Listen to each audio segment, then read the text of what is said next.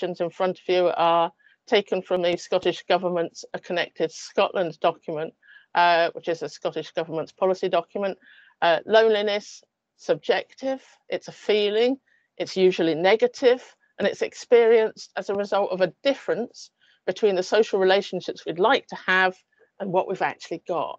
Whereas social isolation and its reverse, social connection, refers to an individual's social relationships in terms of both the quantity and the quality of those relationships at individual, group, community, or societal levels.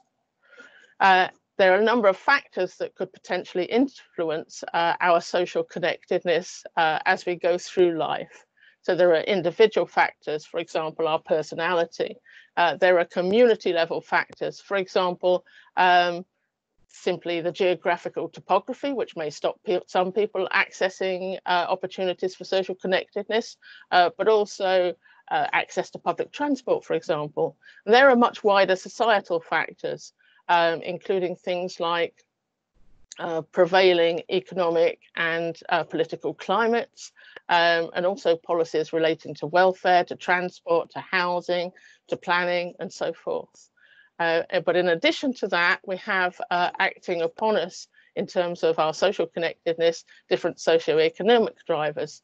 So, for example, our age or our ethnicity. And we also have life course events and transitions. For example, our school time experiences, moving to different areas for different schools or for different job opportunities, forming close relationships, and the breakdown of close relationships, retirement, bereavement, all of those things influence our own social connectedness. One of the assumptions that's often made in relation to social connectedness is that people with greater numbers of social connections will experience less loneliness. And conversely, people with fewer social connections would experience greater loneliness, to the extent that Professor Martin Webber at the University of York has suggested that people with smaller social networks have become pathologized. That's to say, a problem which needs to be solved. And our look at the healthy aging in Scotland data set shed some light on this and questions that as an assumption. We asked a number of questions around social isolation, asking how frequently our respondents met with children, friends, and other family as three key groups of social connections, by phone, by text, or in person, and also about their participation in clubs and organised activities. And we asked questions around loneliness. Do you ever feel that you lack companionship, feel left out, feel isolated? So to tell you a little bit about the data set, we had 685 usable responses. 55% of them were female. The majority of them were within the 60 to 79 age group, and 2/3 of them were married.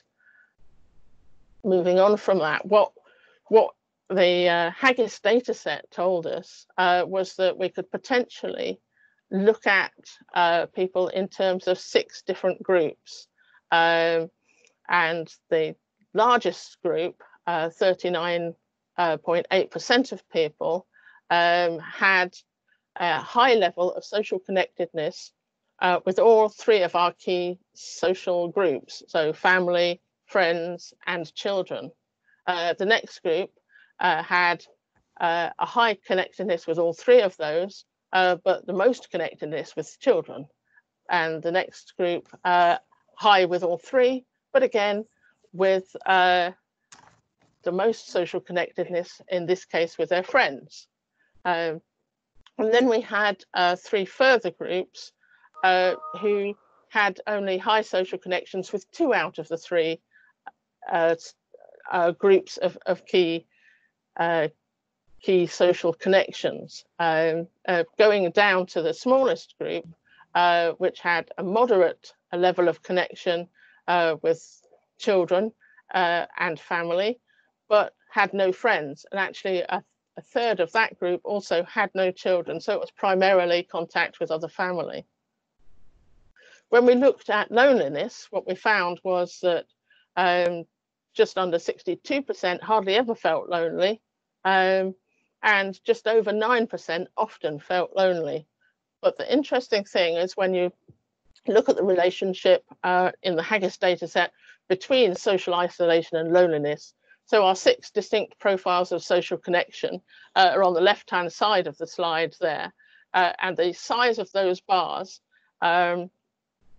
is directly proportional to the size of the Haggis sample in each of those groups. And on the right-hand side, we have the 3 distinct profiles of loneliness. Again, the size of the bar is related to the size of the group within the Haggis sample. If we look at the top, the people who are highly connected with all 3 of the key social groups, what we can see is that a large proportion of those were hardly ever lonely. But there were a number of them who were sometimes lonely, and a relatively small proportion, but some who, despite being highly connected with all the key groups, were in fact often lonely. And if we look at the bottom of the slide, what we can see is that in the least connected group, those people who had no friends, and a third of whom had no children, whilst a proportion of those were often lonely, there were in fact numbers of those that were hardly ever lonely. So I think the assumption that, and one thing that a service provider has to question if they're looking to put together a service is, what is the issues that you are addressing, and are you sure that the people that you're providing a service for actually require that service? And also, are you missing out people?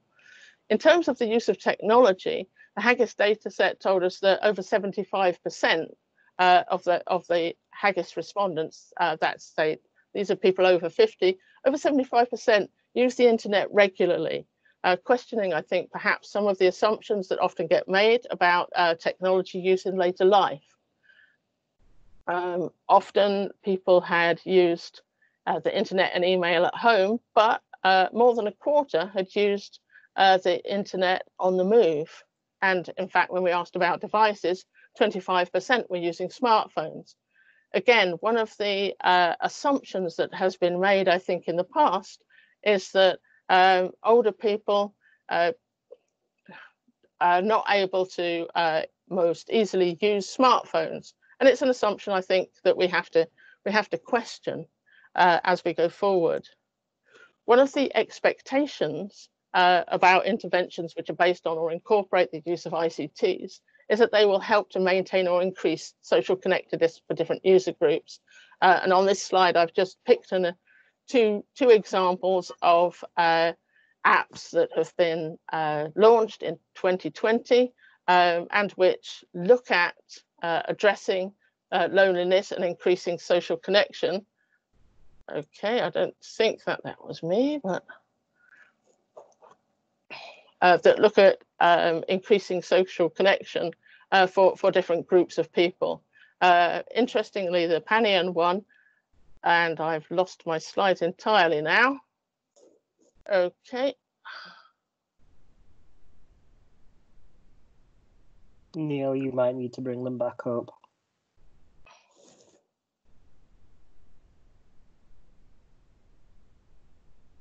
Okay. Apologies for that, folks. I am... Sorry about that. I don't know why that happened.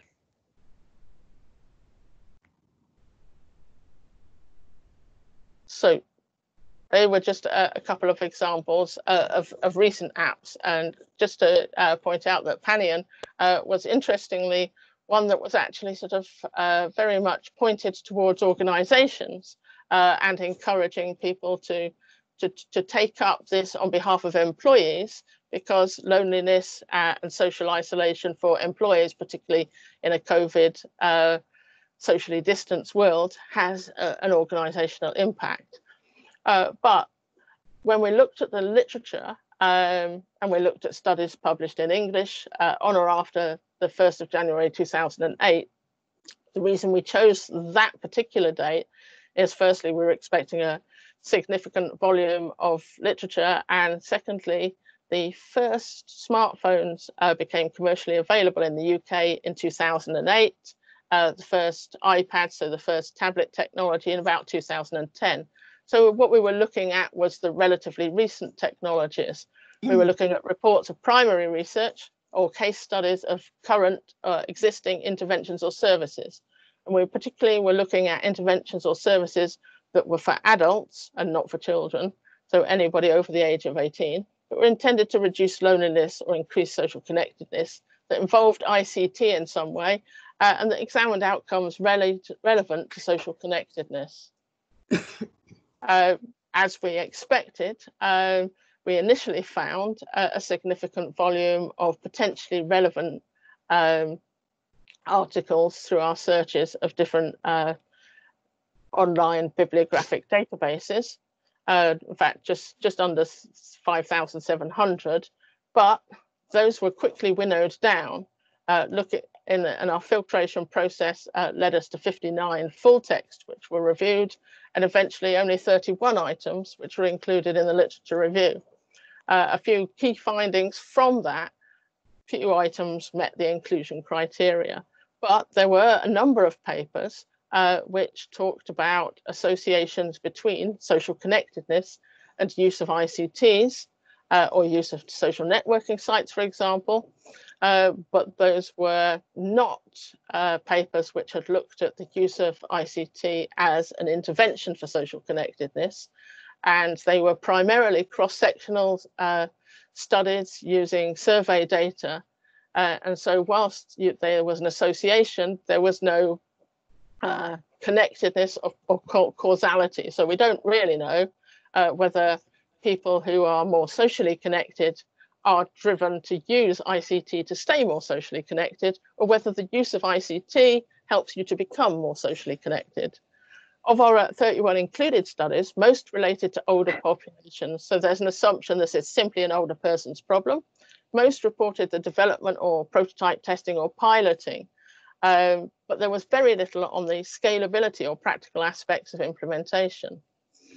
So the Tea and Scone project used co-production techniques to produce guidance for using technology to support social connection. We gathered information from a diverse range of service providers. We used a range of different exercises to bring out and refine key points in relation to the sort of practicalities of providing services.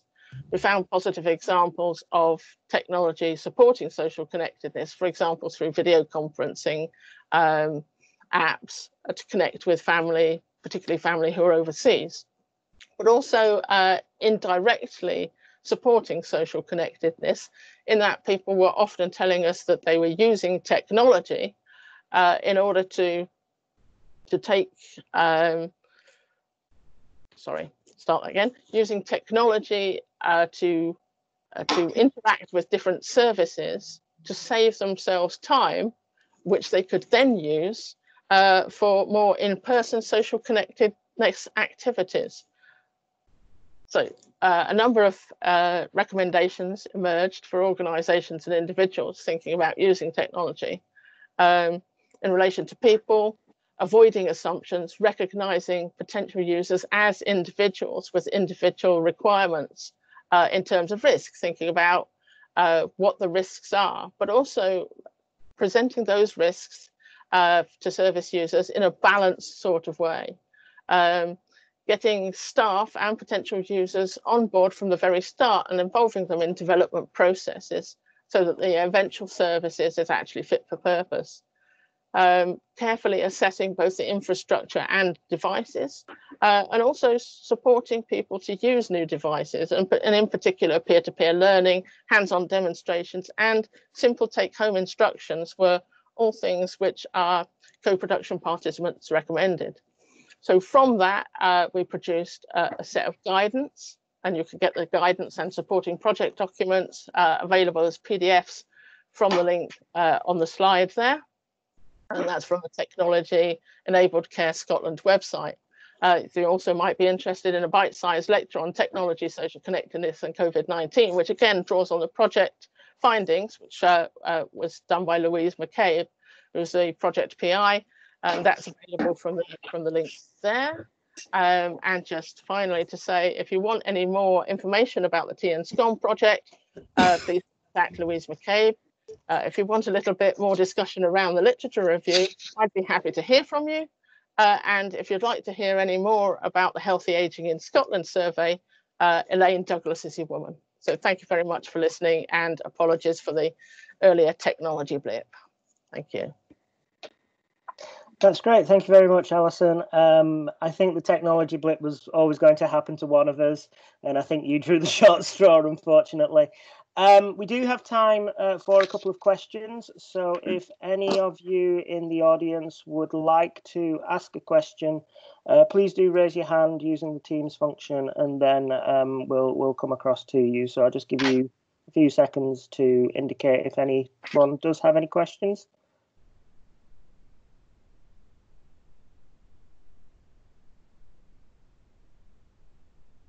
Too early in the morning for questions, Grant. Yeah, I was just thinking that. That's what it looks like. Great. Well, if nobody has any questions, what we can do then is move on to the next presenter, who's Matthew Lariviere from the University of Sheffield. So I think the slide deck's disappeared. I'm not sure if you need to bring it back up, Neil, or...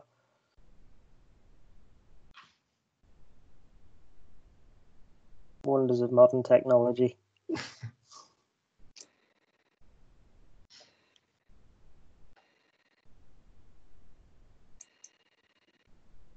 Which slide were we on? Do you remember? Why did it go back to the beginning? I guess just keep going until you see my name.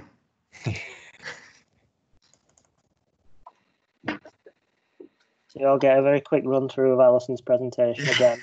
Hopefully we won't have to run through everyone's presentations. They were great slides. They were great slides. They're worth seeing again, Alison. I agree.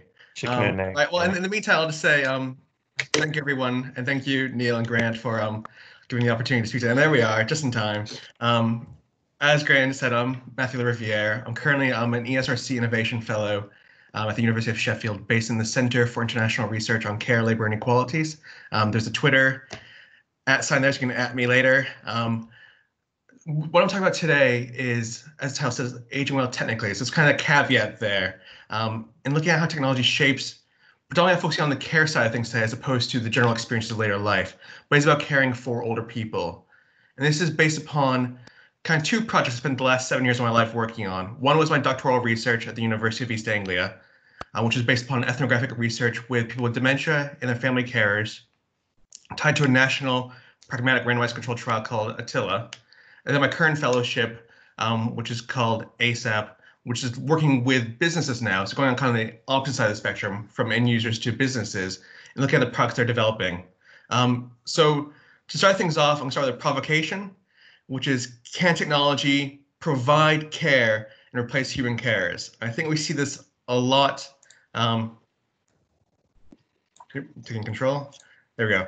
We see this a lot within the media, right? So actually this right here is Miro, which is actually one of my study partners, Control Robotics, new prototype of a robot that may potentially sense falls, identify if a person's fallen prone on the floor within their own home, and it also can be connected to other smart technologies through Internet of Things capabilities. But I guess as a social anthropologist, what gets me up in the morning is thinking about, well, what are the kind of the hidden messages and values within this, right? So what does it mean to be a carer, and what does it therefore mean to provide care?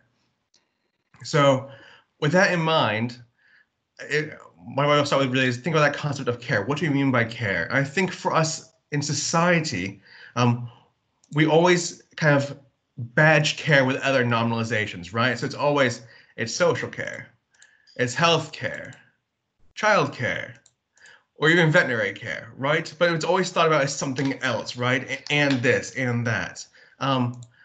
Fortunately, there's been a lot of other research from social scientists, especially feminist theorists in the 80s and 90s, who've looked at care in different ways, right? So first, with response to labor as being seen as a predominantly male occupation, people who are in full-time paid employment, and the original breadwinners in society, but then also looked at how care actually is work and labor in its own right, even if it is unpaid, to support older adults, children with disabilities, or even looking after younger children as well. In response to that, you have work of Gilligan and Joan Toronto, who looked at kind of a more kind of philosophical idea of ethics of care, which is kind of based upon empathy, but also people's attentiveness, responsibility, competence, and responsiveness to the cared for person, right? So it's kind of much more relational now. It's about the carer or caregiver in kind of the American parlance they would be using, and then the cared for person as care recipient.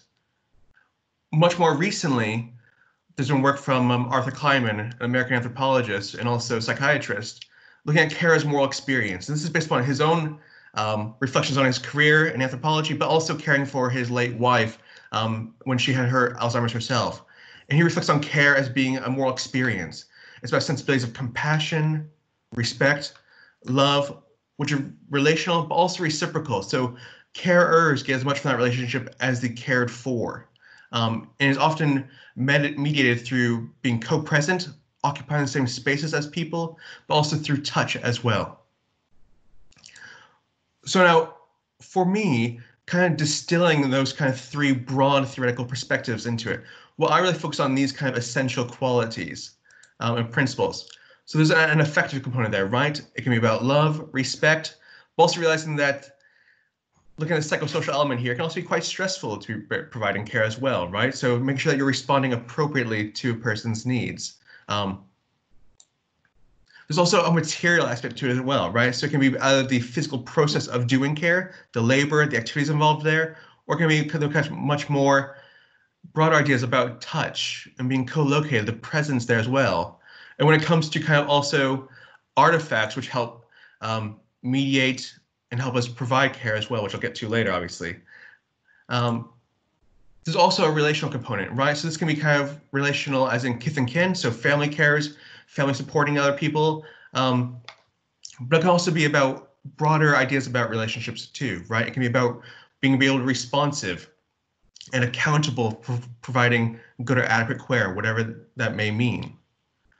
And the final principle here is that it's supportive. And by that, I mean it helps people to achieve a good life and death at a kind of a very broad conceptual level, or more specifically into operationalize as perhaps enhancing well-being in very specific dimensions of people's quality of life. Now, the other concept I want to talk about is technology, because I think a lot of times when we think about technology as a society, we think about technology as artifact, really, right? So it's a device, it's a product, it's a thing, right? It has a materiality, it has a physicality to it. But of course, if you look at, there's not the only way of looking at technology as well. And there's been a lot of research in philosophy of science and science and technology studies, which has also looked at technology as both processes and situated practices of actors, which would kind of read technology as technique. Technique and technology actually share common etymology there. They're related words to the word techna in Greek. It also can refer to specialized knowledge and the capacity of an actor to operationalize and implement this knowledge, right? So it's not just the devices, it's not just the actual processes, but it's the knowledge needed there too, right? So therefore, a physician with the specialized knowledge they have to practice medicine, that is a form of technology as well. And actually, when you think about it in engineering, technology refers to the knowledge, where they refer to the tool as the actual thing itself. So it's already showing how disciplinary-wise, we actually distinguish between those different categories. Now, for the purpose of this topic, I'm really going to focus on technology as artifact today. And with technology as artifact, of course, it's not new in the way we think about care, especially with the other kind of broad normalizations about healthcare and social care, right? So we have IV pumps, which are, ubiquitous in hospital wings. We have stethoscope, which has been around for, over a century. And if we expand what we mean by caregiving, based on the kind of broad principles I mentioned before about being effective, relational, material, and supportive, you can even think about kind of more pluralistic societies and their use of totems to help protect against evil eyes or other kind of witchcraft and sorcery within their kind of different societies. So here's an example of a totem meant to protect against the evil eye called a narza from Persian culture. So technology has always been about protecting, supporting other people safeguarding them and protecting their well-being. So what I want to talk about now is turning to the two projects. And of course, as you know, people from health sciences, we love an acronym, of course. So the first thing I'm going to talk about right now is Accommodate, which is my doctoral study. So Accommodate was a collaborative community-based ethnography of people with dementia and their carers using assistive technology and telecare in England. Accommodate. Now you see why we have an acronym, though. What it was an embedded ethnography, which is a qualitative approach to examine practices of people. In this case, it was people with dementia and their caregivers, which are broadly family carers, but also sometimes friend of a family as well. And this is linked to, as I said, the Attila trial, which was a national pragmatic randomized controlled trial, predominantly based on social care, but also with health trust involved too. And I was looking at the efficacy of assistive technology and telecare to maintain independent living for people with dementia in the community. So for the study, my little nested ethnography within that, well, I said a little, 208 hours of observations, and observed practice of 9 cases of people with dementia and family carers in their homes. I won't go into too many specifics here now, because I'm more interested in kind of the meta, almost analysis, if you will, of Accommodate in my later study to think about caring. But I will kind of go through a few of the brief findings here now. So what we did was situational analysis of case studies, basically, based on field notes and transcripts of the hours of observation. And within that, we identified 3 broad themes, which were replacing care, and displacing care. So the first case was the Smith's case. And this case was interesting because he was using a just checking activity monitoring system. And what it was is the carer of an older gentleman living in a bungalow had this installed because she lived in a different county and found it quite difficult to visit her father, except if he had a doctor's appointment. So she wanted to be able to monitor him and feel that he was safe at home living by himself after his wife passed away. Unfortunately, where the just checking was installed in his living room was about the same level as the couch, and his little dog liked jumping up on the couch and passing in front of it. We only realized this during one of my visits there, and it raised questions for the carer about what was being observed there. She had thought before observing that she was seeing her dad on the app, getting up, moving regularly. Okay, right, he's getting up, he's going into the kitchen, getting a cup of tea. But actually, it raised serious questions about what am I measuring? And because I don't have a physical way of screening my dad, observing him, she's unsure about what she was actually seeing and what she was measuring at the time. I think that raises interesting questions about the built environment and also who else lives with people, right? So there's other humans and of course also animals too, which affect what successful implementation may look like when we place different technologies. Building upon that case was the Campbells. And this was a case in which an older woman with very progressive Alzheimer's disease was being looked after by her son, who actually lived in the same house as her. She had the downstairs living areas and he had the upstairs ones. She was given a door sensor and a bed sensor, but unfortunately didn't have a landline phone to keep them operational, so it didn't really work for them. And also, she was a bit unsure about the bed sensor, seeing just cables at one point in time. And one night she actually tore them out and broke the device. So what Kenneth, which is a pseudonym for the carer, did, her son, is he got a CCTV system. And he installed it within the common areas of the room and also one within her bedroom as well, but not within the bathroom. And what he did is he used the CCTV to help monitor. So this way, if at night he heard a sound, like a bang downstairs, instead of having to physically go down and check on her, potentially rousing her if she actually hadn't woken up, he could just flip a switch, see if she was up, and check on her that way before actually potentially intervening when it was unnecessary. So for him, CCTV became a way of supporting his caring for his mother. Now, the local authority, needless to say, was not super pleased, and they found it quite invasive and actually potentially quite abusive. But I think it raises questions for us as researchers about distinctions between security, surveillance, and care for the design of current technologies and how we implement them, but also think about future technologies as well. And the final brief case here, which has visual representations you'll be glad to know, was about the Drapers. And this was a case where a woman had a very bad fall, broke her hip, had hip replacement surgery, and was kind of recuperating at home. They moved the bedroom downstairs, and as a result of this, from following her for 6 months, there's a transformation of the home space. They had to be reconfigured to suit kind of her limited mobility and her recuperation, but also her dementia, and as that progressed as well. So over the time I spent with them, you'll see during my first visit, the bed is here now in the sitting room. We're present there. I'm not an artist, but I hope it still depicts and evokes kind of the sense of being there. So this is the first visit there. You'll see right now, the sitting room is already transforming now into a sitting room as well as a bedroom by the presence of a bed there. This is where she entertained guests still and visitors like me as a researcher, but also where she was still asleep in the morning too. So it raises questions about, well, is it ethically appropriate for me to be there because it's, it is her bedroom, I ought not to be in her bedroom, but also as a sitting room during the daytime as well. And of course, as this case evolved during my observations there, a couple months later, she had another bad break. This time breaking both of her legs, requiring hospitalization and eventually time in a care home to recover. During that time, they put a commode in place when she visited briefly for a week, but eventually it was too difficult for her to live there and she had to move back to the residential care facility, which they hoped temporarily. But you can see here now the sitting room is becoming not just a bedroom, but also now potentially a place for her to toilet and as a bathroom as well. So again, you see her space being focused on just a sitting room. And finally, for my final visit there, before I left, you can see the room is now bereft of almost any semblance of the original sitting room there. The commode is still present. The original bed, she had her own bed, is now being replaced by an electronic bed like you might see in a hospital. And there are various boxes because actually they decided to move her into residential care permanently. And they're now getting ready to sell her property in order to finance that.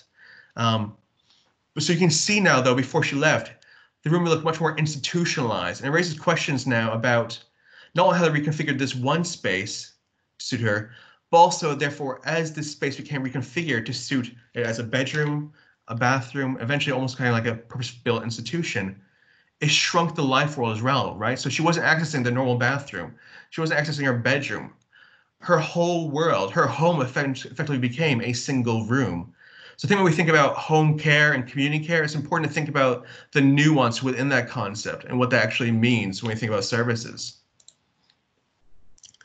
So really, the crux of why I want to show that to you is looking at how people try to fit ATT, so assistive technology and telecare, into their lives. And actually, a lot of the work required to kind of adapt technologies into people's lives and realizing that oftentimes it could displace or reconfigure how people initially wanted care to be provided for them. Care could be mediated between screens or other technologies as well. And it really kind of problematizes what living independently means in the community, with the crucial aspect of carers providing a lot of these services for adapting technology into place. Excuse me. So the final study I'm going to talk about briefly, which is the current study, which you may anticipate has been slightly disrupted, to say the least, with current COVID-19. So right now this year is meant to be doing a lot of co-production work with my industry partners. But thankfully I did most of the data collection ahead of time, so I have a lot to say. But these are, again, tentative findings, and why I still continue to do the analysis. But again, ASAP, we love an acronym. So ASAP is Accelerating Implementation and Uptake of New Technologies to Support Aging in Place. So it's a 3-year funded innovation fellowship, which is a new postdoctoral fellowship from UKRI, so all the research councils in the UK, and Innovate UK as well. And it's getting early career researchers to now not just do traditional academic scholarship, but actually kind of be more applied. So I've done participatory action research, again, with a very much ethnographic focus on methodology there, with predominantly non-academic partners in industry, policy, and practice. And it's linked to, I should say, the ESRC Large Grant Sustainable Care, led by Professor Sue Yendel at the University of Sheffield as well. Some of the key research questions here, really looking at how these new innovative emerging technologies, so in this case, it is robots, it's apps, it's digital monitoring technologies, kind of 4th generation telecare products, and also Internet of Things. How it can support well-being of those receiving and providing care, but also sustainability of care relationships and care work and caring at a distance, and what challenges these technologies have for, enabling technology-enabled care industry and sector. So, commercialization and marketplace involvement of that. But crucially, what I'll focus on in this presentation is how should technology enable care in aging in place, right? So for whose benefit, and how do technologies shape potential futures of caregiving as well when we think about that? So my study partners here are the TSA, which used to be the Telecare Service Association, but reflecting the change of care technologies, and now uses the moniker of Technology-Enabled Care Service Association. There's Consequential Robotics as well, which I mentioned has developed the Miro product you saw at the very beginning. Carers UK, the national charity for carers in this country, and also providers like Housing 21, Johnny Johnson, and Astroline, who are housing and technology providers respectively. There are also additional partners not in the public domain, which are involved think tanks, business set up to review new technology products, and also social enterprises involved in the evaluation of tech products, mainly SCIDIP, which is a social care digital innovation platform. So there again is beautiful Miro, which I affectionately call a chimera, because it's meant to look like an animal, but to me it does not look like any single one animal, but a bit of a hodgepodge of different animal parts from different things. Bit of a dog, bit of a rabbit, bit of a cat perhaps. So this partner is being used right now in care homes to be evaluated to see if it can provide support for care home residents with their independence. However, it was not designed for care. It was designed as a research tool by engineers to mimic animal-like behavior, which is nice because it can kind of get over the difficulty with the kind of uncanny valley of a lot of humanoid robots, which can look a bit disconcerting to people, both other people with and without dementia, and also just among us too, everyone, right? It can look a bit too bizarre.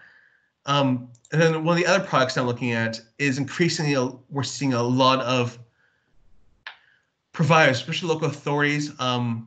Hertfordshire and London Borough of Barnet have been doing a lot of work with Alexa and looking at the capabilities of Alexa to help support coordination of care, and also just kind of like lifestyle factors too, by connecting it with other Internet of Thing ready technologies within the home.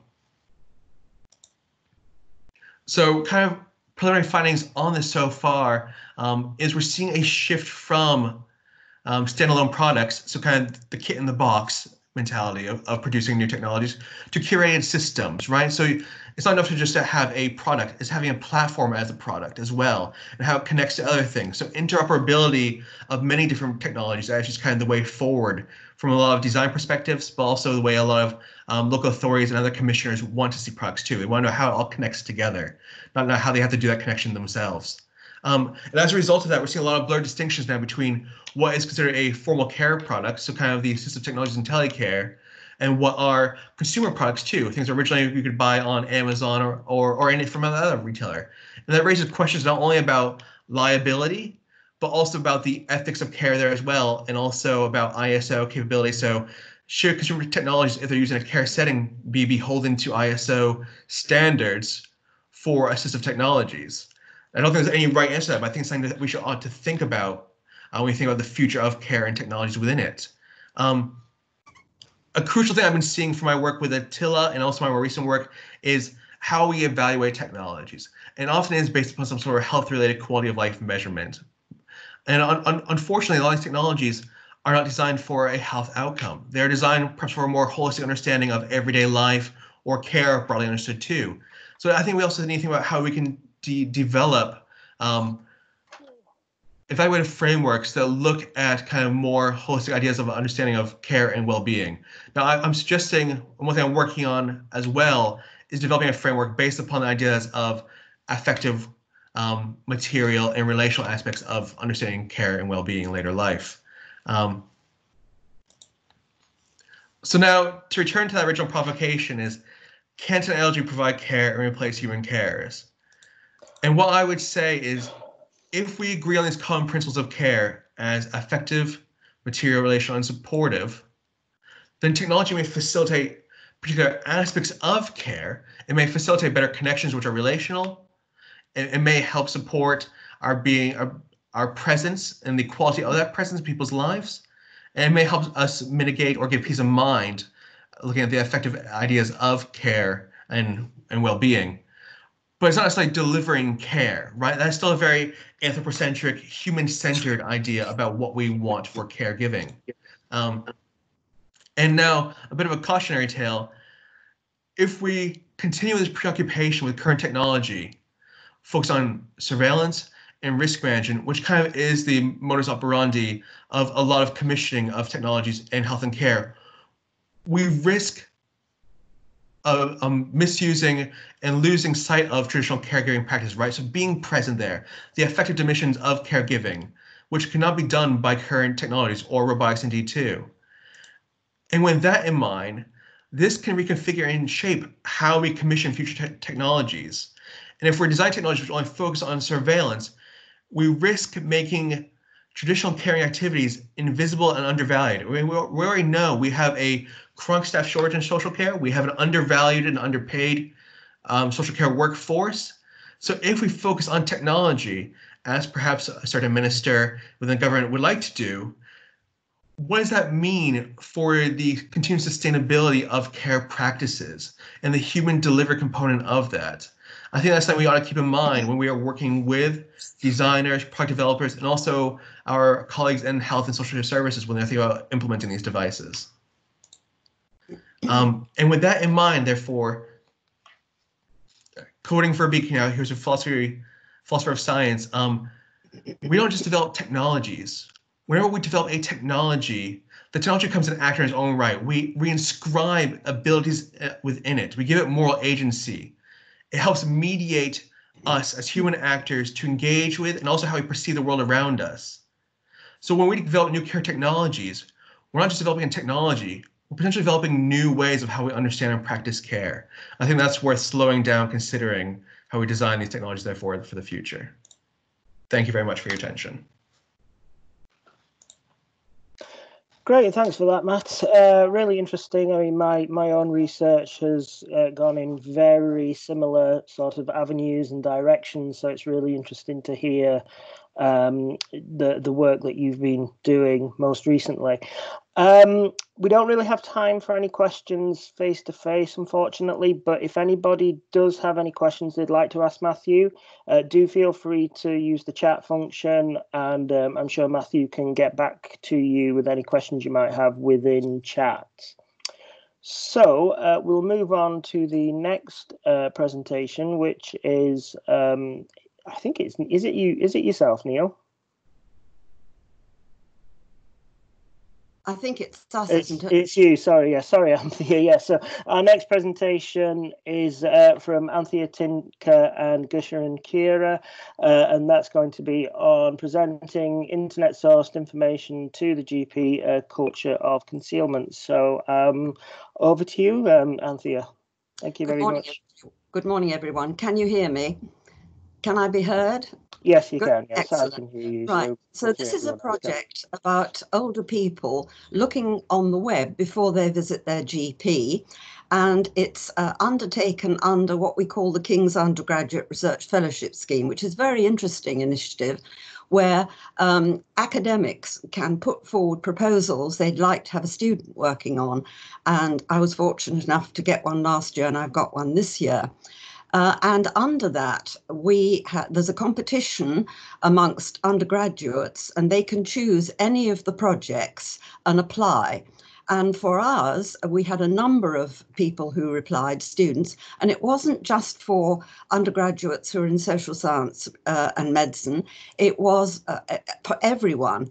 And we interviewed and we looked at CVs of a lot of people, and then we were very fortunate to choose Gushran, who's going to contribute later on, who actually is a medical student. But just a word about the other co-investigator, Sebastian Zeidman, who unfortunately can't be here today because he's on a ward round, but he is a co-investigator with me. And so we are now going to divide this up, Gushran and I. We're going to do a little bit each. Okay, so what I want to do now is look at the way in which we're going to look at this project and this presentation. So what we're going to do is we're going to look at the background to the research, the aims, the research questions, the methods, the findings, and the implications. And as I say, Gushra and I will divide it up. So the background is, as we all know, the web has developed very rapidly, and search engines such as Google mean that there's access to information about health and other topics in a way that's not been possible before. We all of us, I'm sure, those of us who've got the internet, will look at Google very, very regularly. And of course, there are other ways in which we can do this. And then also interesting for the background, which we did when we looked at the literature, that although there is this digital divide between younger and older cohorts, there are an increasing number of older people using the internet. And I think it's quite surprising, the numbers, that in England between 2002 and 2012, those in what we call young older people, 60 to 64, the increase in the use of the internet was 32% to 79%. But the oldest old, 80 plus, increased their use from 7% to 26%. So there are a lot of older people using the web in the older age groups. And so what we were doing in this small research study was we asked a sample of older people about their experiences of using the web to access health information, and subsequently how they used this when they went to a consultation with their GP. So the aims of the research were threefold. First of all, we wanted to provide a better understanding of where older people access their health information. Exactly where did they go to? Secondly, we wanted to find out how they assessed its reliability. And I think with the increasing stress now on fake news, that was actually a very good question. And then thirdly, we wanted to assess how they used this information when they consulted their GPs, because this was a relatively unknown field of research. We then asked very, very specific research questions. First of all, where do older people go to seek health information? Secondly, how do they assess the reliability of health information online? And I think we need to know a lot more about this subsequent to our research project. Thirdly, how do older people feel about accessing health information online? And then fourthly, the final sort of key question, what's the experience of older people when they present internet-sourced health information to their GP? So those were the four research questions. How we went about it, and I have to stress this is a very small qualitative study in comparison with some of the other presentations we've had earlier. It was a qualitative study just of older people who reported using the internet to access health-related information. It was this specific group that we wanted to look at. We did, of course, seek ethical approval. They're very, very strict at King's about this. And so we went through the proper procedures and we gained ethical approval. And then we decided we had a lot of problems thinking where would we find a sample. And we did an extensive literature search. We were thinking that we probably had to do it in London because we didn't have money to travel and it was more convenient for Gusha and me. And then we decided to focus in North London, and we focused on the University of the Third Age. Now, of course, this is not typical. It's a group of people who are interested in learning. Therefore, they're likely to be more educated. And of course, we don't say that we have got findings that are applicable across all age groups. So we have to bear this in mind. It was a very specific group of people. And how we did this was the person who organised the University of the Third Age, a person in charge, advertised it and then said that we could go to the canteen, Goshen and I, and we gave a very short presentation in their lunch hour, and then we distributed information sheets in the canteen. And it was amazing. They actually did stop having their lunch and they did listen. Now, the next thing I think is incredibly interesting is that 14 people volunteered and every single one of them turned up. Now, I find this very unusual in research because normally when I've done research and colleagues, people will volunteer and then they drop out, something happens, they don't turn up. But every single one of those 14 did turn up. They were very highly motivated. And then just who the people were. They had to be 60 and over, and they had to be people who use the internet to access health information. So again, it's a restricted sample. We don't pretend to generalize about it. They were mainly white British. Interestingly, there were 7 men and 7 women. We thought perhaps that we would have a predominance of women, as one normally does in qualitative research, but it was very handy that in fact it was half and half. As you can see here, they were much more highly educated than a group of older people in the population. 1 GCSE level, 5 had got bachelor's degrees, 7 had got postgraduate, and 1 others. So again, we can't generalize, but just to say that they were a highly educated group, but nevertheless, we can draw conclusions about this particular group. So as you can see, again, we've got a wide spectrum of those who were 60 to 69 in the middle, and we had 3 who were aged 80 to 89. So again, a very, very wide spread. And then the next part is we go on to the data collection. They were face-to-face interviews. Goucheron did all these, and it was a semi-structured format based on the research aims, and it was just Goucheron who conducted them all over a period of a number of days. All the interviews were transcribed and thematically analysed. We use NVivo, and all researchers, Sebastian, myself, and of course Goucheron, we all had access to the transcripts. So that's been very, very useful now while we're writing them up. And so I'll now hand over to Goucheron, who's going to talk about the findings. Hello, everyone. So I'll be taking over from Anthea in talking about the findings. So what did we find? Well, in response to our first question, where do older people go to seek health information? As one of our participants put it, straight to the internet, Dr. Google. Another one of our participants stated, I use the internet every time anything happens. I will have a look on the internet and see what the medical advice is. And this was the case for the majority of our participants. There was daily use of the internet by all participants, which we found very interesting. And the internet was used more frequently than any other source of health information, as you can see from the graph on the right-hand side, by far over and above books, newspapers, health information, healthcare professionals, or friends and relatives. The internet was by far the most popular source for health information in this group. And participants for motivations for researching health information online generally fell into 3 broad categories. So when participants described their internet use in regard to accessing information about their health, it was either in isolation of the GP consultation to research non-serious complaints, or it was prior to a GP visit to inform that consultation. And then many individuals also stated that they use the internet after the GP consultation to verify the GP's advice and kind of check up on either the GP's advice and prescriptions to them, or just in general to find out more information.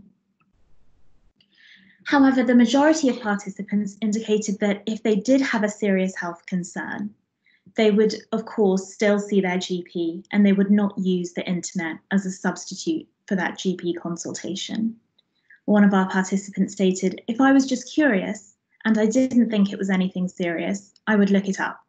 If I thought it might be serious, I would not look it up. So how do older people assess the reliability of this health information online? And this is something I know both Anthea and myself found the responses to this question very, very interesting indeed. One of our participants stated, I nearly always go to the NHS website or another website that I'm confident is independent. Yes, as soon as I see prices or a link to another clinic, I avoid it.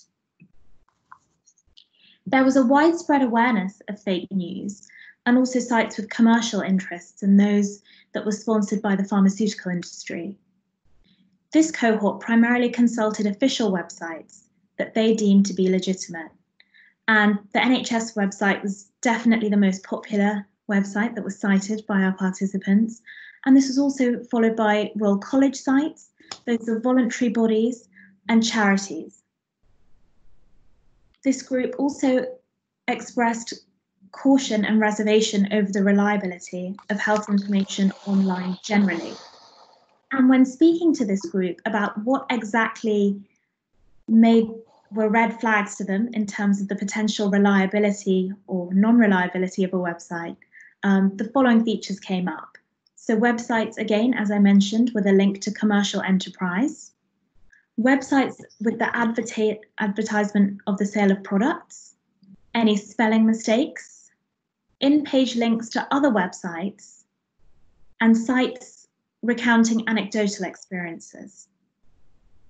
One of our participants stated, "I would not spend much time looking at the Daily Mail or a commercial website.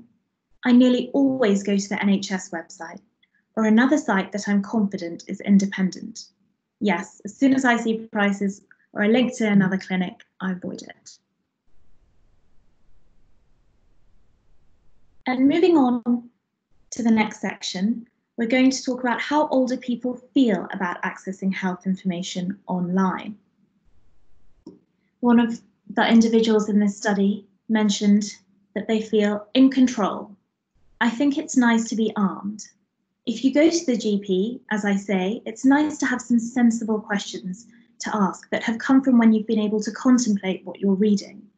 And it gives you greater confidence about the consultation." And echoed by a number of the participants. Overall, they had very positive views about the use of the internet to access health information, and they very much saw the internet as a valuable resource. The most cited benefits of seeking health information on the web were feeling better informed, having an increased sense of control, and also having more confidence when approaching the GP. Sorry, I think I slipped a slide there. And so now moving forward, perhaps what we were most interested in this whole study was how the experience of our participants and then going forward and presenting this information to the GP. And this is where we found our culture of concealment. One of our participants stated, "I tend to find out on the internet what questions to ask, and I will ask the question, but not as if it has come from the internet, because some doctors feel as though you should just do as they're told by the doctor. Younger doctors are better and do share information. It just depends whether you've got a doctor who wants to share information with you or not." Overall, there was a culture of concealment, and this really kind of came up, I'd say, the majority of conversations I had with participants. Only half of the participants felt able to disclose to the GP that they use the internet for health information. But even individuals who said that they felt able to disclose to the GP that they used health information from the internet, even some of those participants admitted in the past to concealing that they'd looked things up online. And this was for a number of reasons. And one of perhaps the most pervasive reasons was being frightened of insulting the doctor or being seen as rude. One of the participants stated, "I would never insult a doctor by saying I've read it on the internet, therefore I'm here. No, that would be, I think, very rude." As I said, the most commonly cited reason for concealing the source of health information when accessed online was fear of insulting or offending the doctor. Jeopardizing the doctor-patient relationship was also a concern for many of our participants. And some even feared, which I found as a medical student particularly troubling, that they might receive inferior care as a result of offending a doctor. One of the individuals stated, "I don't think that would be appropriate, actually, and it would annoy the doctor. They might not examine me." Interestingly, those that did feel able to disclose the use of their internet use to the doctor listed two main reasons. The first was a good relationship with their GP, and the second, a perception that their GP actually expected them to be using the internet. One of our participants said, "I think my medical practice is fairly clued up. I'm on the EMIS scheme, so I can access my records and so on and so forth. They send me text messages before my appointment and that kind of thing. So I think they're quite happy with the internet. Now pass over to Anthea in terms of what our research means for policy and practice. Thank you, Gushram. Well, just finally, our implications for policy and practice. We do admit it's a very small size, this sample, but there is very clear evidence, as there often is in qualitative work, that one can, I think, draw some conclusions or at least question marks. And the evidence that we found that older people, including very older people, and remember we did have 2 people in their 80s, do access health information on the internet. So I think we thought that policymakers and public health professionals should be aware of this and take it into account when drafting policy. And I think it's interesting that my co-applicant is now a junior doctor and Gushram is a medical student. And I think they were particularly aware of this, thinking in their training, have they had any information about this? And then we said that governmental bodies should consider this in funding the provision of accurate information online, that the NHS should take this into account.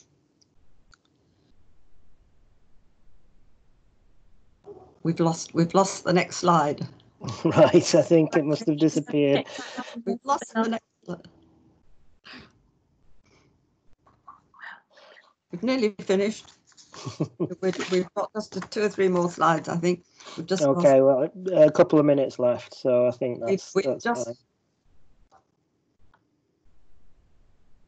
Well, I could, let me just tell you what they were, because there's only one other point to say about the implication for policy and practice.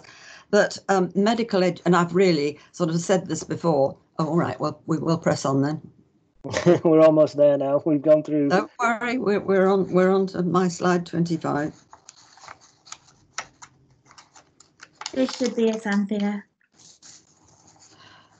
Right. So this was the last point about the implications, and I've hinted at this, that medical educators, whether it's the undergraduate or postgraduate level or much later on, should incorporate this learning in training doctors in these 2 ways: how to receive and respond to patients presenting internet source information.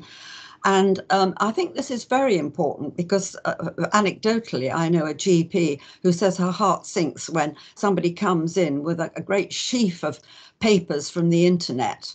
So how they should receive and respond to this in a way which doesn't make the patient feel that they're wasting their time.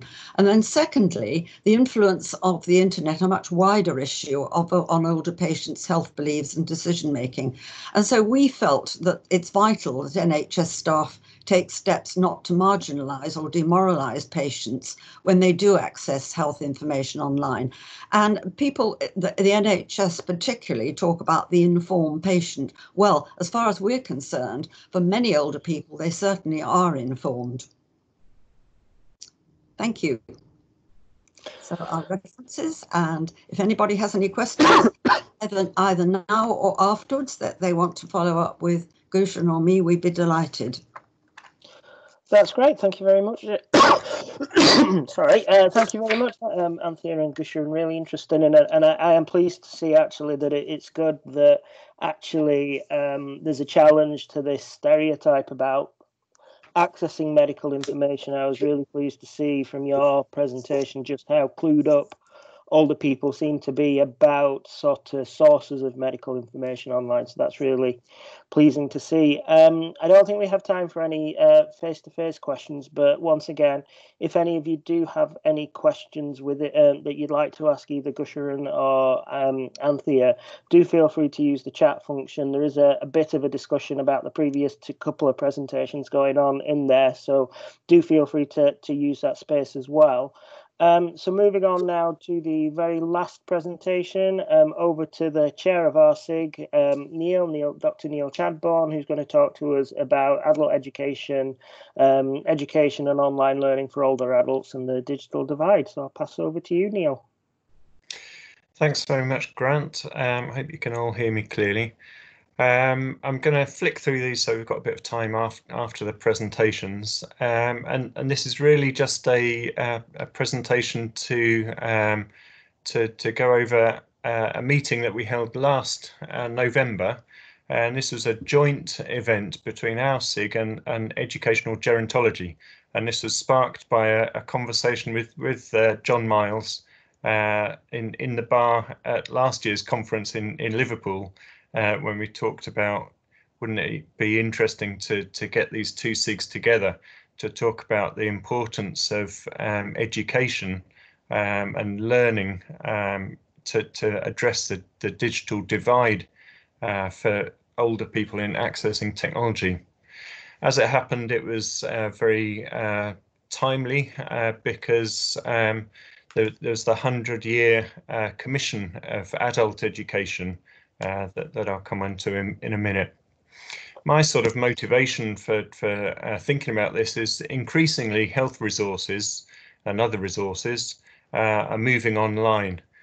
So, for example, our local authority in Nottingham has this website called Ask Lion, where people are expected basically to find their information, navigate local resources, etc. So, for example, for dementia, they've just improved this work, but it's all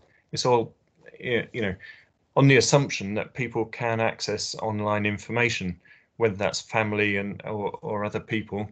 But that obviously that this is a risk because we know that there is a digital divide that has been touched upon in previous presentations. So in order to address the digital divide, my question was, can adult education support older people's learning about technology? And the other side of the coin is how do people use technology to meet their learning needs? And again, as we've seen in this period of lockdown, the general population has been talking about learning online, from school kids to general adult, talking about taking up new skills during this time.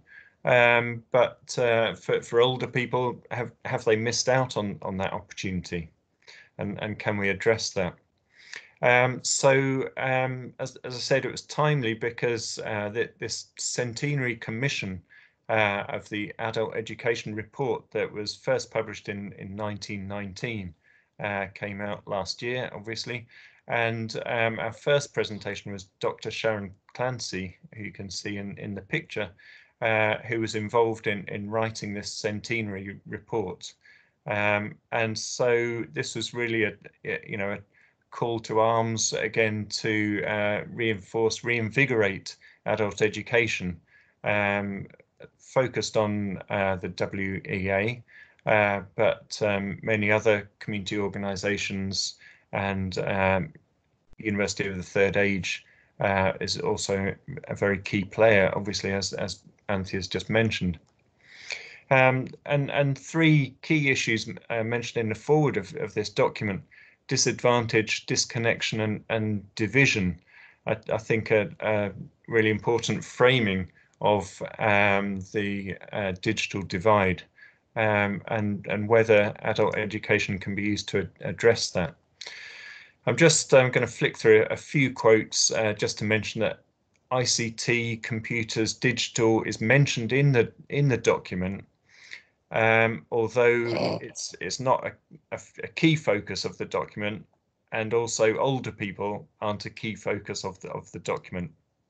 I'll say to be diplomatic.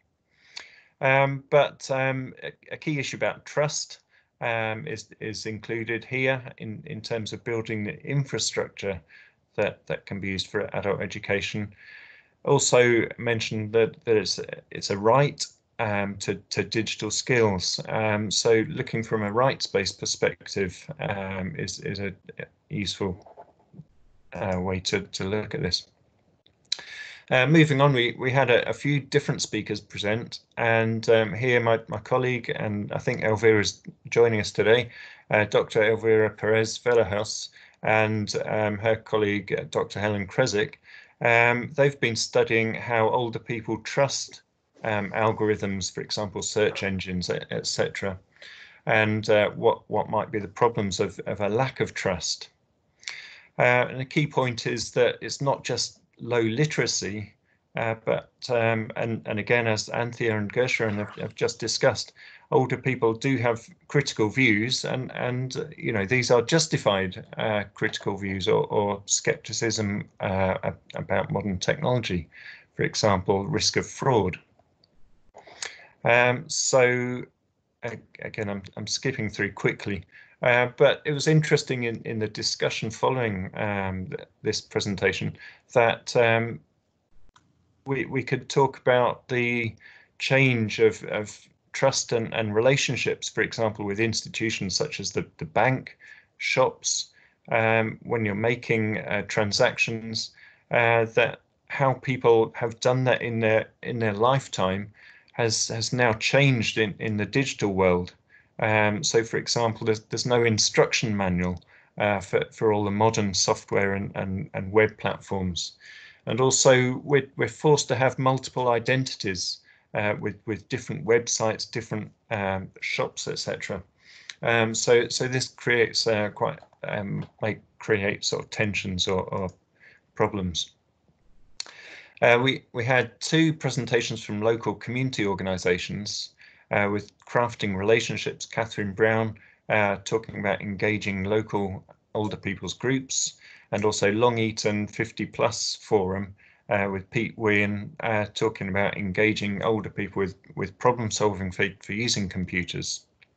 And we used that forum as a kind of a laboratory session that John Miles facilitated. To really think through some of the problems, how we can take this forward in future, how we can really enable older people to learn about technology, and whether that's on a sort of problem-solving, very practical level, or whether it's asking these bigger questions about governance of technology, about implementation, about algorithms, biases, etc. Education can have a role to play across those very varied topics, and a key issue in my presentation that I'm giving now is the role of the civic. Adult education is very focused on the civic, and what do we mean by the civic in this digital age? How can we explore this and develop this through adult education? Would be fantastic to work towards.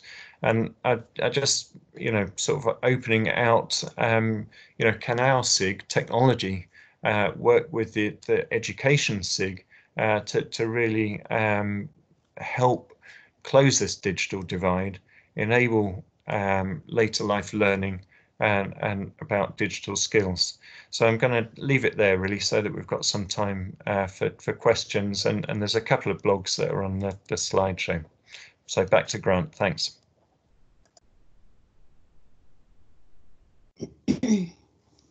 That's great. Thank you, Neil. And thanks for bringing that to a close, because what that handily does is give us some time for questions, not just for Neil, but for all of the panelists. So for those of you that might have had questions for either Matthew or Anthea, we can give you a chance to ask those questions as well.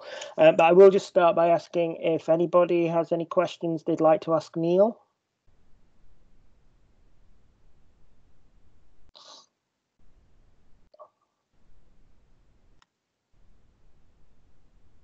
No.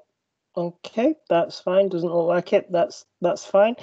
Right. Well, I think I'll just say, just to sum up, that I think there's some really interesting presentations there, some very diverse presentations, but I could certainly see some themes that were emerging across all four of the presentations. And I think one point that interested me was about sort of the differences between some of the stereotypes that we still hold about older people in relation to technology, but actually what the presentations have all revealed is that, you know, the real world is of how older people engage with technologies is far messier than our sort of taken for granted assumptions that older people aren't going to be interested in technology are. I think what the presentations show is that older people are active sort of recipients, consumers and users of technology, and do so in very interesting and very creative ways, act very much as sort of agentic beings in relation to technologies.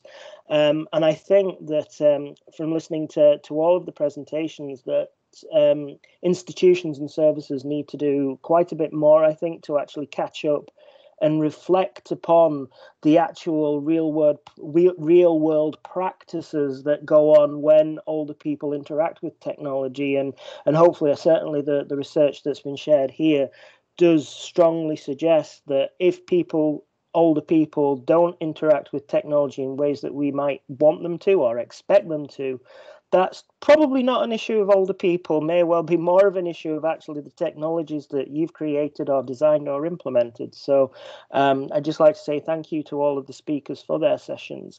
So before we start the next stage of this session, I will just open it up to the floor for all of our speakers to ask them if they have any further reflections in terms of the wider symposium, and then also to give all of you in the audience the opportunity to ask any questions that you might have of any of our speakers.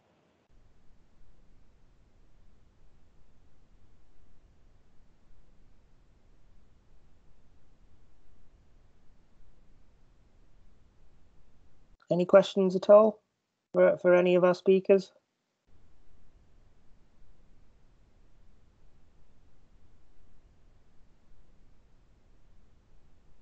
No. Okay, well, I'll throw one in there specifically for Matthew. I mean, Matthew, you know, I know your work. You know my work pretty well as well. So there were a couple of things that caught my eye in terms of your presentation. And the first was about how people negotiate those sort of ethical decision making about how to use technology in practice, and how that differs maybe from ideas around services. And it's something that's come across in my own research around how older people interact with assistive technology. So I wondered if you wanted to say a little bit more about how those ethical decisions might be made in practice.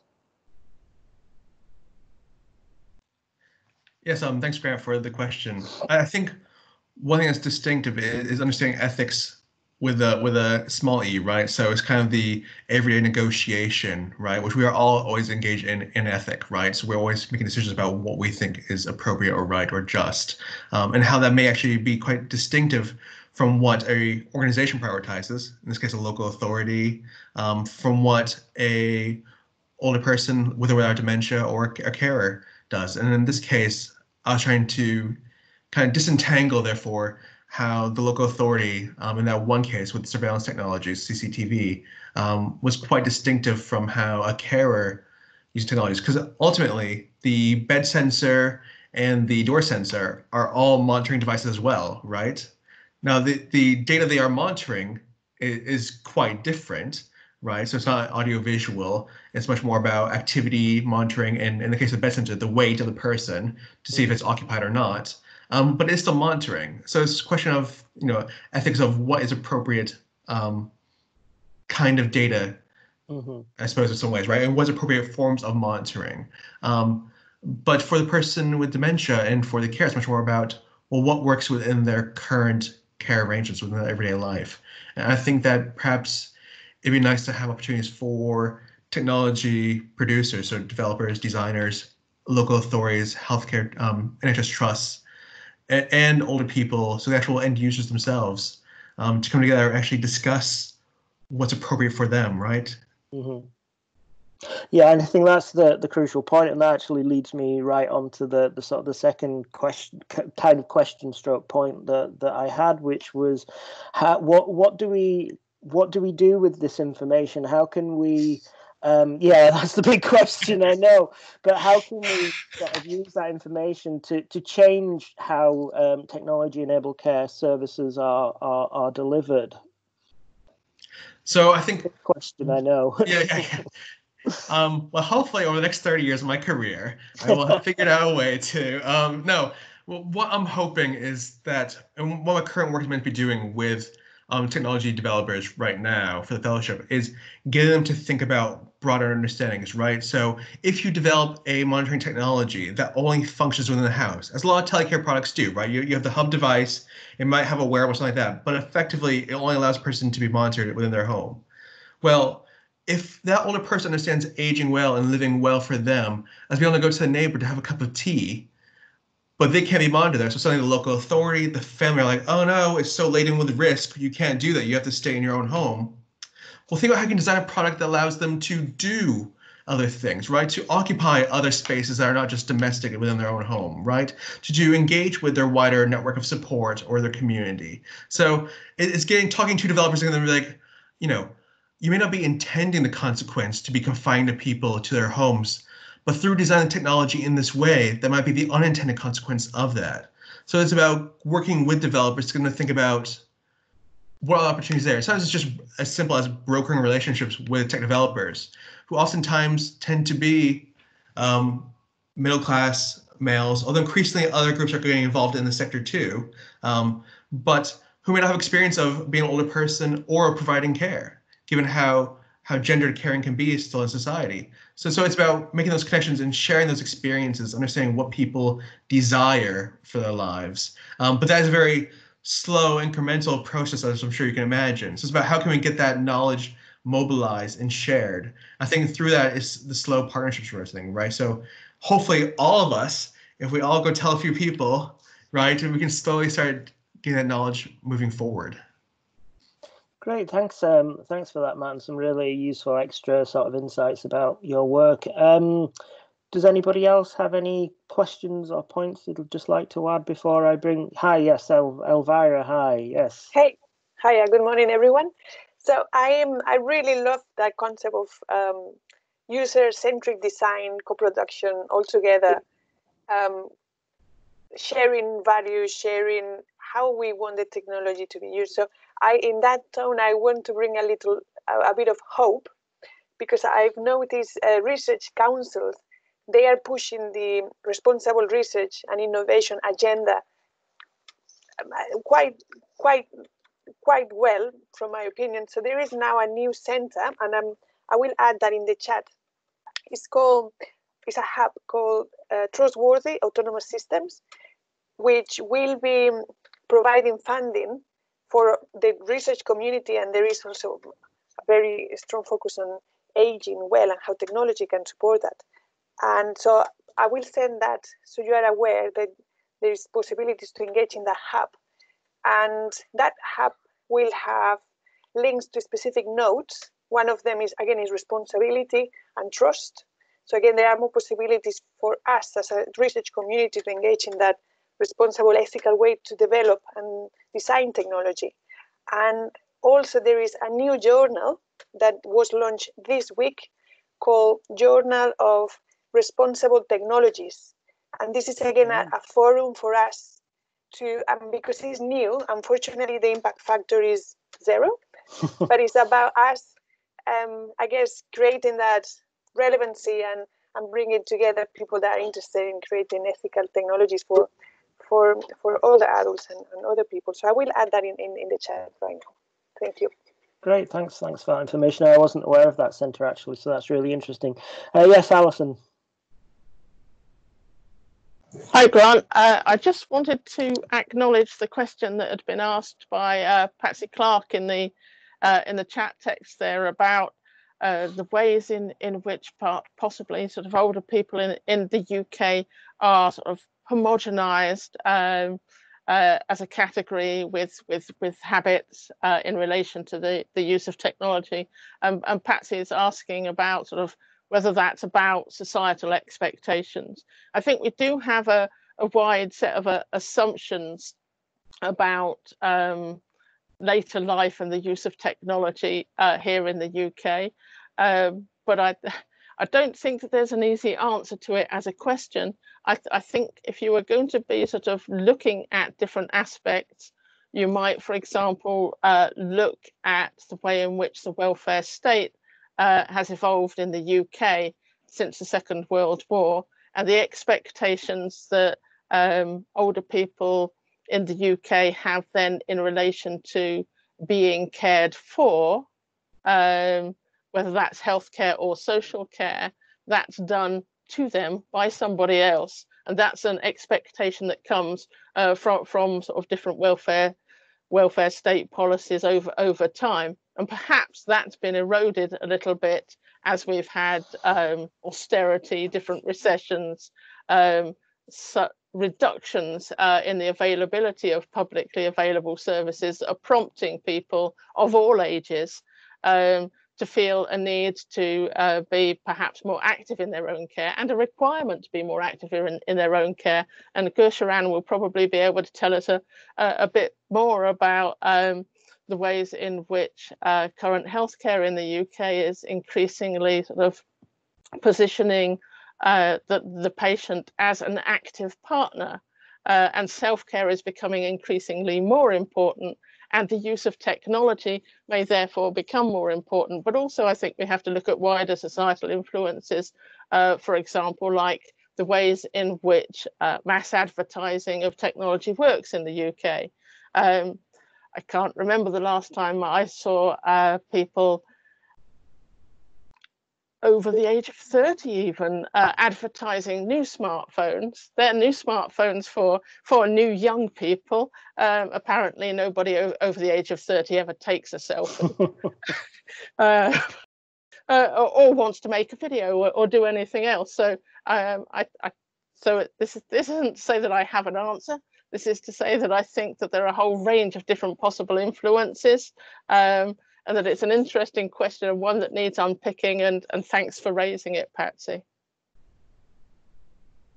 That's great, thank you. And I'm just make sure I'm not muted. No, that's great, and thank you, Alison. And yes, no, I completely agree about your final points about marketing of technologies to older people, which seems very surprising, really, given that it's basically older people now that have the money. I know that's a bit of a generalization, but and an oversimplification. But God knows those in younger age groups aren't going to have as much going forward, given recent events. Right. So thank you all very much. I think I'll bring the symposium to a close now, and I'll just hand back. Sorry, Neil. Just before we close, any other questions? We've got loads of people that we can't see. You can raise a hand by pressing the raise a hand button, or type a comment into the comments questions. Just want to encourage people to say something if they want to. Alison? So we have two. PG Lucy. Can I say something? We'll just go with Paul first. Okay. It's Paul Lucy from University of Southampton. I'm a PhD student, although I don't look it. I wanted to talk maybe particularly about Anthea's and Gurcharan's presentation, which was really interesting. Thank you very much for that. I'm just wondering, I guess it may have been the case before COVID, but since COVID particularly, I think the idea of online consultation with GPs has been something that's developed quite a lot, maybe actually through Skype or whatever, or it may be by phone, but remote consultation seems to be something that's on the ascendancy. I'm just wondering if you picked anything up in relation to that in the conversations you had. And also, I'm kind of picking up that the NHS health information, and particularly this kind of algorithms that it provides to help people to understand their own health situation, seem to have been improving an awful lot lately. And I'm wondering if you picked up that people's experience with their GPs was that that was something that was becoming understood and was something that was valued. I'll refer to Gushram in a moment. We didn't really, I think, pick up much about the online consultations because they certainly weren't as predominant last year. But there was I think there is an overarching issue which is related to all the presentations, which is very practical. We talk blithely about people now having access to technology, but what happens with problem solving? If you haven't got a handy grandchild, what do you do? I pay someone quite a large amount per hour to come here. I think this is a real issue, but let me just ask Gushram to answer specifically your question about the online consultation. Did we, Gushram, have anything about that? Funnily enough, it wasn't mentioned actually, as far as I can remember, in writing up the transcripts and interviewing patients, but participants, should I say. But really interestingly, we've resumed lectures actually going into our final year. And obviously, because they're online over Zoom, over MS Teams, we've been having virtual consultations, practicing our own virtual consultation skills with actors who take on the role of patients, kind of co-facilitated by our GP tutors. And that has been really interesting because often we come into an issue where sometimes you can do the virtual consultation and wrap up the issue there, but sometimes you do need to see a patient in person, and the virtual consultation isn't sufficient, or sometimes people don't have the equipment in order to engage with the virtual consultation. And funnily enough, there's been an issue, I think, with the COVID-19 swabs, in that our GP tutor mentioned that actually the way you order a test for a patient, or the patient orders it themselves, is either online or via text message. And in situations where patients haven't had access to that technology, they've had to kind of put down the GP phone number, try and get it sent to themselves to kind of ameliorate that issue. So I think there is still very much a gap, but it's certainly something that's quickly being addressed, and we're all at least, really having to think about, at least in the medical education sphere, at this level. Thank you very much. Great. And Alison Ben Zimri, you had a question? Thank you, Grant. It's kind of what of Matthew's research and Alison's. So I don't know if you've attended Aging 2.0's webinars. A lot of the kind of tech solutions I notice are often developed by young, white, middle-class techies who experience care issues through their grandparents. So that's kind of how this technology is developed and their personal experiences.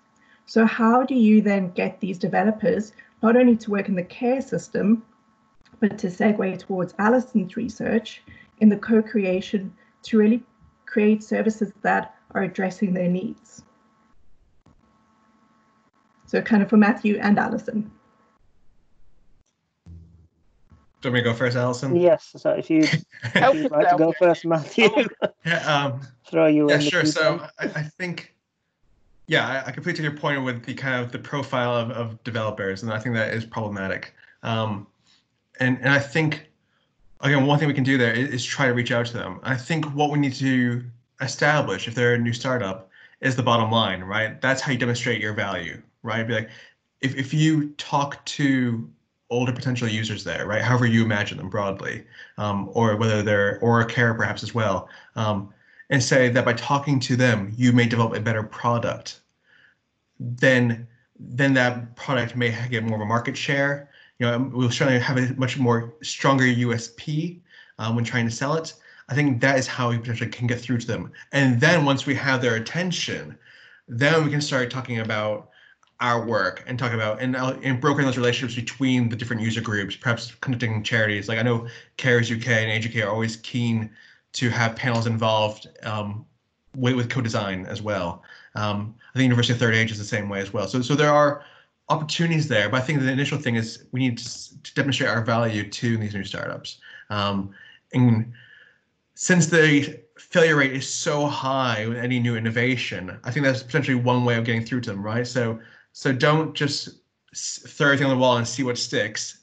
being a bit more strategic with the development of new technologies and perhaps involving users earlier to make that a better product. That's what I would advise them. But I think it's all about starting partnerships and demonstrating our value first to them as researchers who can make those relationships happen. And Alison, do you want to add anything? Yeah, I think for me, we have in some senses control of the public purse for research purposes, and when we're providing money for enterprise, it's possible for us at that point to say there's no research money for the development of products unless there is a commitment towards co-production, and more than just lip service for that. We can say in relation to the use of and the development of care technology and medical technology, unless there's public patient involvement, then there's no money. We can say if we're providing general cash for enterprise development, then you get no cash from us unless you include people right from the beginning of the process. Because I think, to be perfectly honest, those people who are fired with an idea for a product are often very, very focused, to the point where it's impossible for them to see slightly more widely that bringing other people in could possibly enhance their ideas. But very few people manage to develop products without money and without funding of different kinds. And I think that's where we produce, if you like, the cultural change towards the involvement of potential users from the very start, and co-production processes more generally.